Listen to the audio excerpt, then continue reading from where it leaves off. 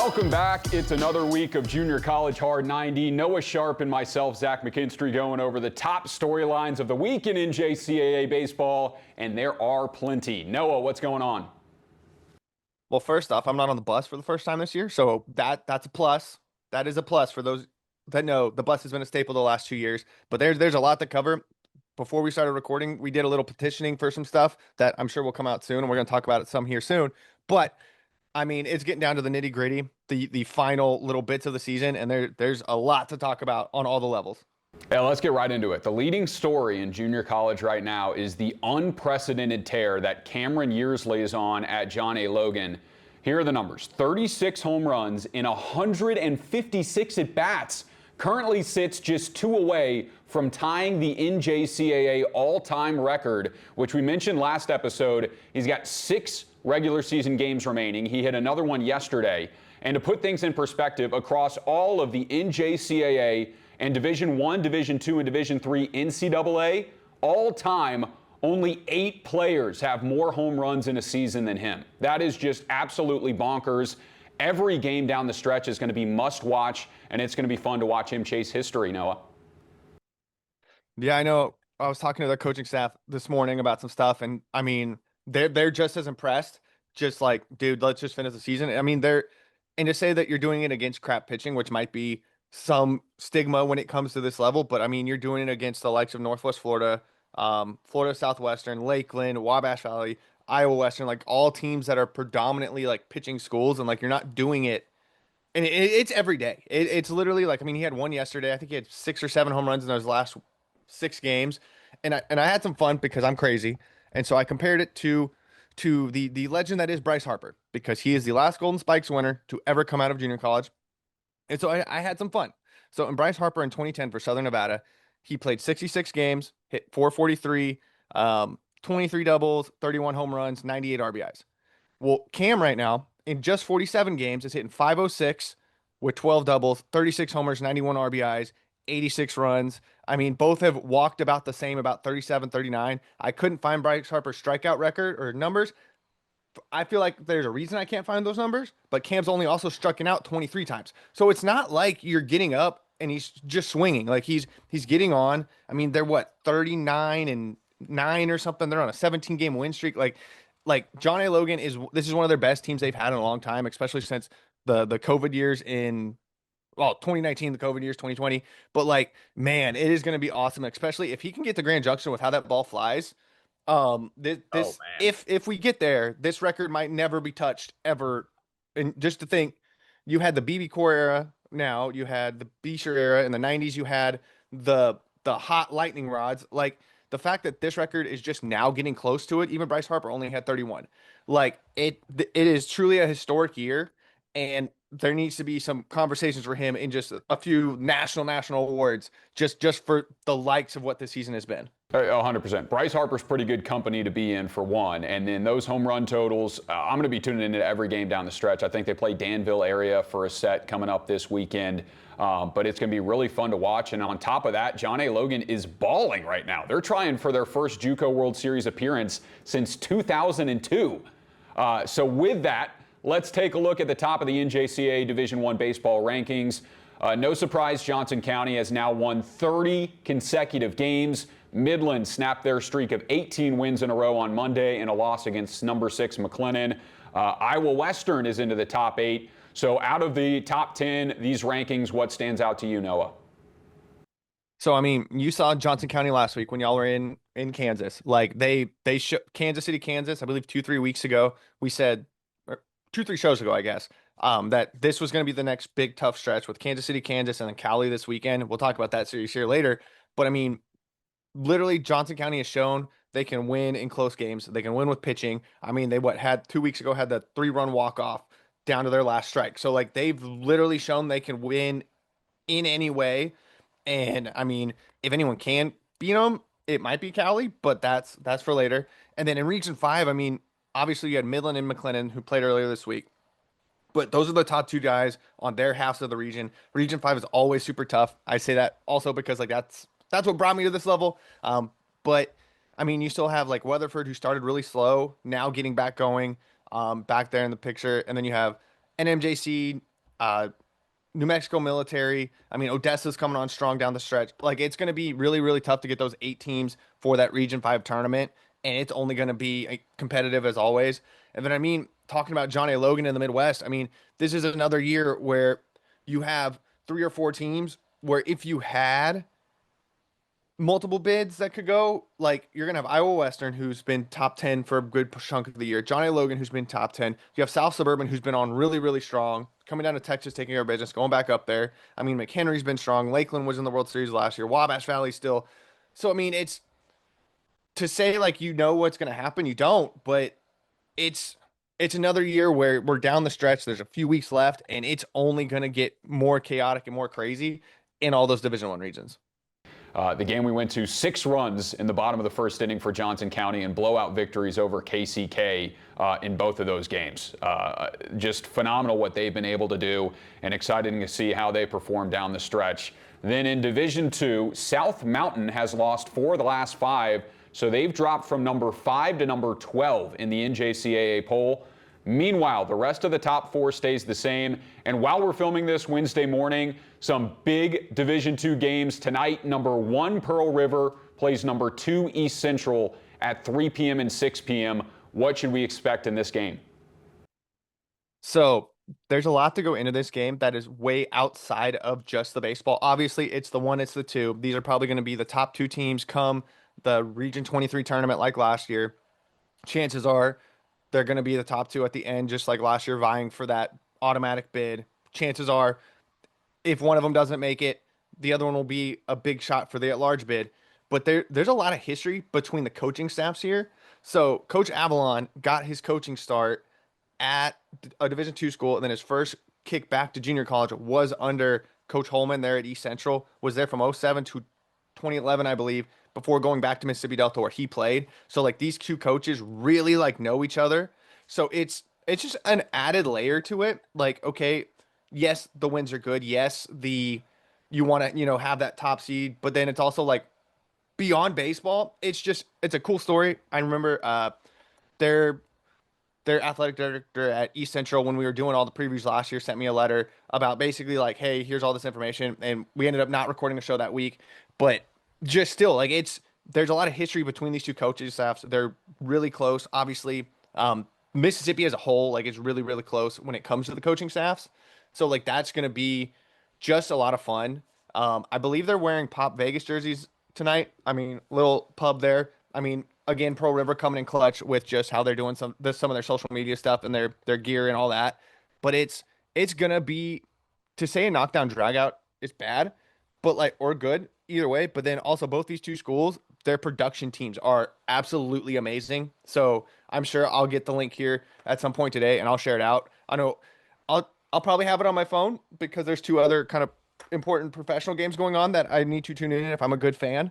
But I mean, it'll obviously be on my phone and I'll be paying attention to it.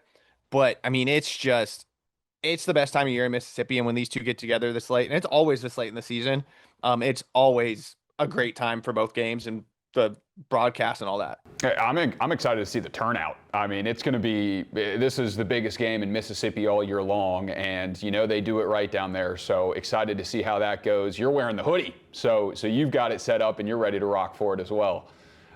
Lastly, in Division III, Dallas Eastfield, SUNY Niagara, and RCSJ Gloucester still headline the top 3. But how about the rise of Alexandria Tech in Minnesota? They are now 11-1 in April, and they have jumped up to 6th in the NJCAA Division III rankings. We've talked about it a lot, but Minnesota NJCAA baseball has gotten better and better, and now the legends of Alexandria Tech are the next team from that region to turn some heads. So, I mean, I've said it a bunch.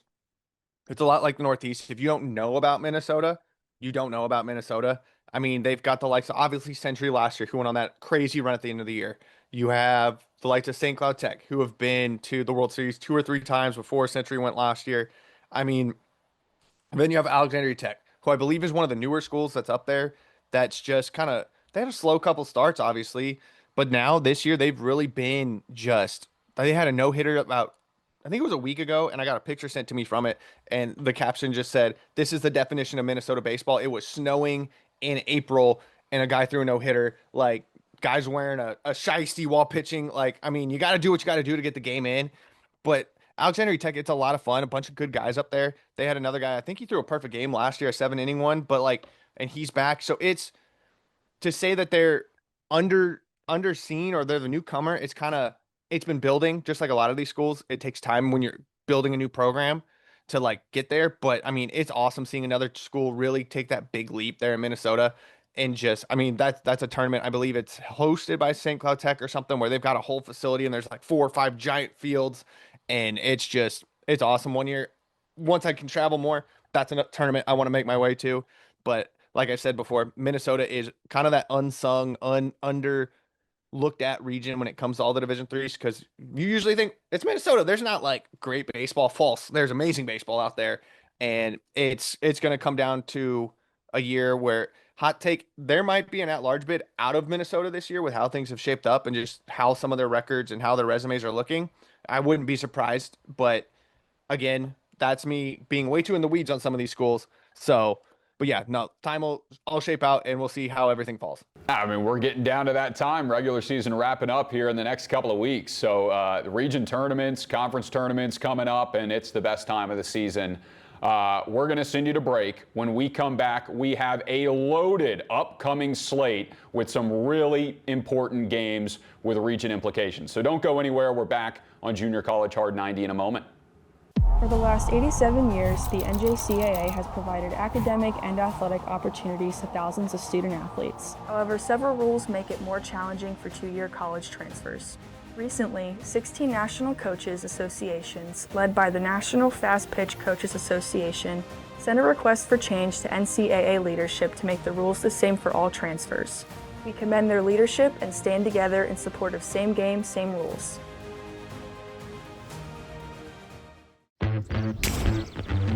Good morning. Why so serious? Great shot. Car was 250. You got it. Greenside bunker, land short. Trust your line. There's plenty of green. Brakes towards the water. Lots of coaching today, huh? We're one up. When you strive to be the best, you need the right insights. Zurich has insurance solutions and risk strategies to help prepare your business for tomorrow.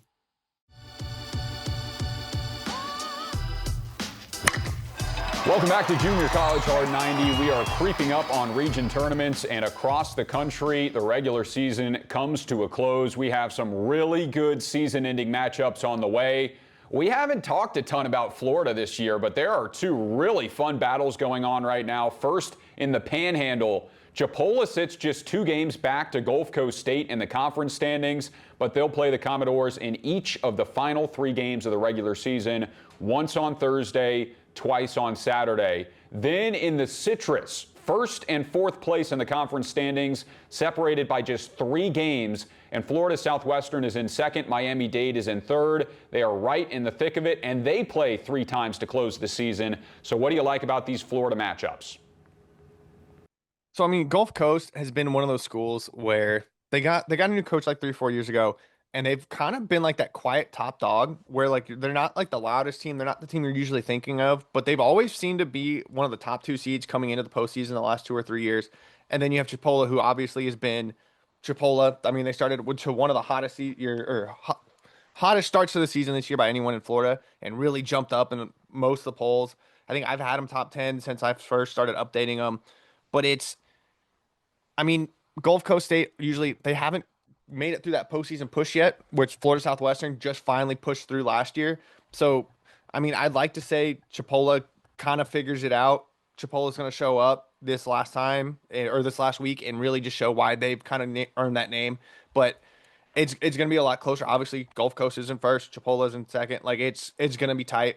And then I think both are already in the postseason too, if I remember seeing it right. And then for the Florida Southwestern, I mean, they're looking to become I think the 2nd or 3rd team in the last handful of years to go back-to-back as Region 8 champs. And I think I talked about this one of the first shows this year, but if a team usually repeats as Region 8 champs, historically they've won the national title that year. Not saying that, again, that could happen, but when Chipola went back-to-back and then when Central Florida went back-to-back, they lost the first year and then won it the next one. So there's a lot there riding for them being that top seed there. I mean, Florida Southwestern, I believe their coach just became the all-time school's winningest coach. I think it's 143 wins, if I'm remembering right, since taking over the last 3-4 years. And I think they're just about to get that first stadium back on campus. Either they just got it this year or it's next year. It's going to be finished. But I mean, it's a race down in Florida. Last week we talked about the Division II side. Now we're talking the Division I side. And again, this is another year where if you had two schools from Florida make it to Grand Junction, like you really wouldn't argue it. Whether it's Chipola, Gulf Coast, Florida Southwestern, Northwest Florida, like you're really not going to have a bad representative from the state of Florida. Yeah, and there's talent all over the country right now as well. Out in Kansas, the top two teams in the East Division of the Jayhawk are Johnson County and Cowley, who will play 4 times this weekend, and a Cowley sweep would mean that the Tigers would take over the conference lead. So the problem with that is that the Cavaliers have not lost a conference game, and they have won 30 consecutive. Any chance at a series upset for Cowley this weekend? If anyone can do it, like I've said a handful of times, this is going to be the team that does it. Cowley has historically been that top team in Kansas, and then Johnson County goes to 3 straight World Series looking for their 4th, which I don't think has ever been done. I know 3 was a big deal, so I can only assume 4 times in a row with how, I mean, we've talked a lot about Johnson County's way of going into this year, but I mean, like we've said earlier, like they've won the tight game. They've won games by 30. They've won in walk-off fashion. They've won with their pitching. They've won with their hitting. So if Cali steals a game, maybe, hey, good, we don't have this streak now on us. We get kicked in the teeth. Now gas the pedal the last half of the season and run the table. Or Johnson County has come close to losing, and they know how to like nut up and get it going when they need to. Johnson County, Cowley County. I mean, they lost their assistant coach. Not lost. That sounds bad. He's not dead. He's over at Division II school, but he flipped Pittsburgh State there, and they're on a run. So it's like they know how to win at Cowley. You go somewhere else, and they keep winning. So if anyone can do it, it would be this game. This is a game where I wish ESPN, hey, like this should be a big one. Granted, it's in the junior college realm of, hey, it's a smaller big time school, but still, like, college baseball is awesome. So, like, put this on a big screen, please. But, I mean, I could see Johnson County sweeping it. I could also see Cowley making it 4 really, really tight games and it coming down to 1 or 2 runs. And either Johnson County, again, having to figure it out, or Cowley squeaking by. Like, it's going to – and I wouldn't be surprised if they don't face each other again in the Kansas tournament. Like, it'll probably happen. Yeah, and then Region 14 is getting spicy as well. Blinn leads the South by 3 games, but Wharton County controls their own fate right now. Their final 7 games are between San Jac and Blinn. So what do you expect for a Region 14 South finale? I mean, I think realistically, Blinn's probably going to take it. Wharton trying to sweep it's possible. To compare it to what some pro teams have had to do that I'm a fan of, literally the last 2 weeks, 3 weeks of the season, it was playoff hockey, and you had to win to get in. And now they get to the playoffs, and they're just still playing that way, and the other teams known they've been in it. So I mean, if Wharton can figure it out, get it together, and really, hey, these next 2 weeks are our last 2 weeks, even though they're not, like, play like they're the last 2 weeks, I could see Wharton being that chippy team they are and sweeping it. It'll be tough. It'll be really tough with how Blinn and San Jac are, especially San Jac, I believe, only allowed, I think it was like 3 runs last week against Galveston. So, I mean, you're going to face tough pitching. You're going to face great hitting. So it's an uphill climb for Wharton with how they finished last week against Alvin, but it's not out of the realm of possibility. It's just going to be really, really tough for them to sweep it. So realistically, I could see them being the 2, and then San Jac and Blinn being on their side of the Region 14 tournament, which that'll be chaos for the other 2 teams that end up getting there. But it's realistically probably Blinn ends up taking a game or 2, and they end up being the 1. But if Wharton does it, talk about a storybook ending to a season, being the first, I think, regular season conference title for them in a long, long time, if ever. So it'll be something to watch if they start out hot and just keep rolling. Yeah, I had a Rice-Charlotte game the other day. Had Rice's head coach, David Pierce, a former Wharton County Junior College alum, so shout out to them. The Rice Owls looking pretty good, too. So all of those games are just Division I. As we get into Division II, Kirkwood has split their last 8 games, 4-4. They're looking to get back on track. 3 more games coming against the region leader Southeastern, and then 3 against top 20 Iowa Central coming within the next week. So thoughts on Kirkwood and the region standings in Region 11? So Region 11, for those that don't know, they're one of the weird regions, kind of like Region 1, where your Division 1s and your Division 2s, they play the same conference schedule, but you're going to have a more emphasis on whichever region or whichever division you are. So sometimes like, oh, you lost 4 games, but okay, you played Iowa Western and Indian Hills. Like, okay, they're a little bit tougher competition, but it still affects your conference standings. But with Region 11, it's one of the, outside of Mississippi, it's probably one of the deeper regions as a whole. I mean, what is it? Southeastern's gone to 3 straight World Series. Des Moines area surprised everybody. I think it was 2 years ago and won the region title.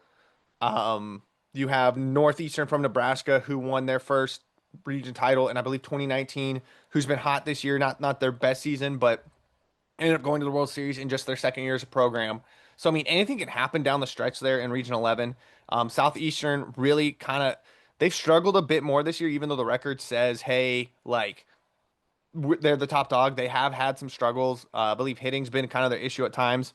But, I mean, coming down the stretch, it could be anyone's game. I believe I've had Iowa Central in the top 10 for a good chunk of the years. Southeastern's been a top team from the start and they kind of fell off. I mean, they had a really rough stretch going down to Mississippi for like 2 weeks. I mean, Kirkwood's been top 10 for y'all, been top 10 for me.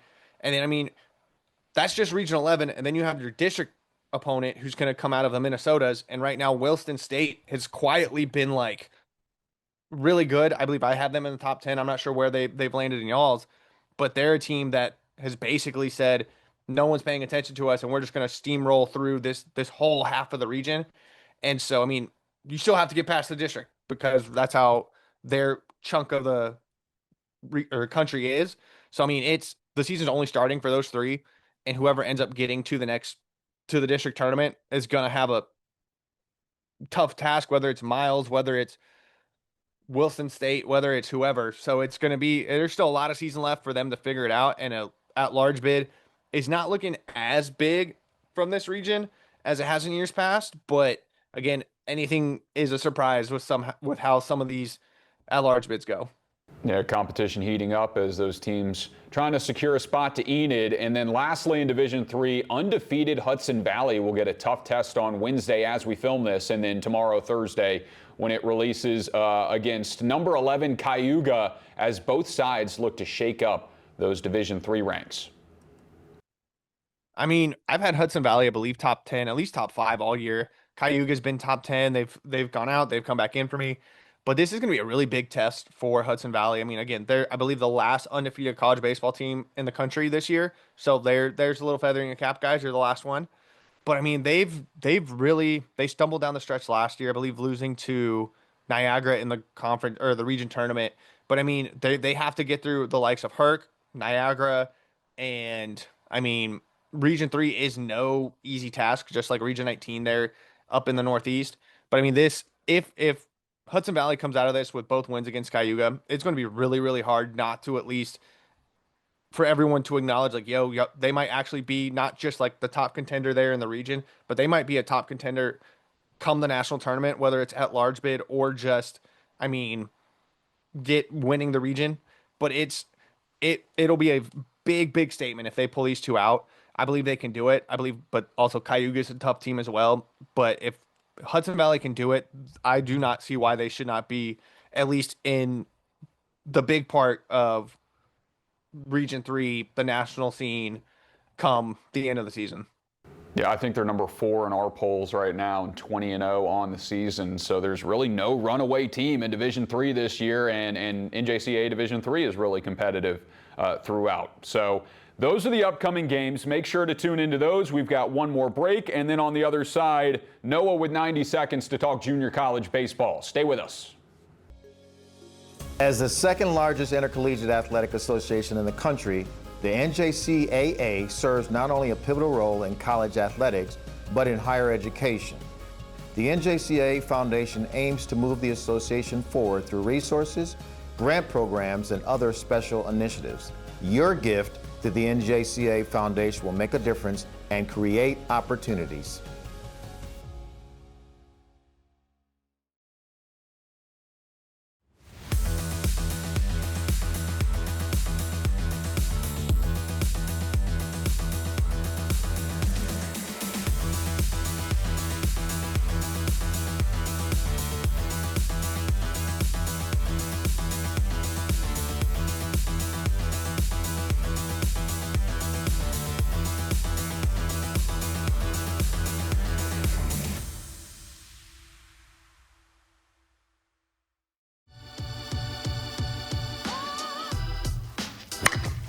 Welcome back, Junior College Hard 90. Zach McKinstry and Noah Sharp. Noah, you got 90 seconds to talk about the top storylines in junior college baseball. Go ahead. So I was gonna do a whole rant on just Cam. That was the original plan for this, but obviously we got that in the beginning. So we're gonna switch it up. There was 3 big time guys this week that got to get some shine. You had Christian Kuiper from Middle area. He went 8 for 19 with 7 home runs and 11 RBIs. 7 home runs in a week. That's ridiculous. You had Tanner Mitchell from South Arkansas, who was 11-18 with 6 home runs himself. So like that's ridiculous in that aspect. And then you have Michael Starche. I believe I'm butchering it. I believe it's Montgomery, PA, not Montgomery, the other one. But he threw a complete game, 9 innings, 5 Ks, ended up giving up 2 runs. But also on the week was 13 for 20 with 3 doubles, a homer, or 3 homers and a triple. So like, did it from both sides. And then because we love our coaches, you have Coach Cole over at Florida Southwestern, 143 wins, becoming the all-time winningest coach in Florida Southwestern. You had Wes Thigpen Jones, 200th win. You had CJ Mooney, 300th win at Middlesex. I believe he's the youngest coach ever there to get to 300 wins. And they're another quiet team that's been really coming up the ranks. You had Coach Soup over at John A. Logan, got his 400th win. When I asked him about it, he goes, "It just means I'm old, but thanks." And then Mike Avalon there over at Pro River got his 500th win. And again, then gets to keep building it against East Central, hopefully today or yesterday when this airs. But I mean, again, like the coaches are a big part of how great this level gets to be and all the opportunities that are given to all the players and everything. So, I mean, they need some shine here just as much as the players. Fantastic stuff. Yeah, stay up to date with Cam Yearsley's home run record race, currently at 36 with 6 games to go in the regular season, and then plenty of exciting, competitive junior college baseball this weekend all throughout the country. So if you get a chance, tune into those games as well. All right, that's all we got for you this week on Junior College Hard 90. Zach McKinstry and Noah Sharp signing off, and we'll see you next week on the NJCAA Network.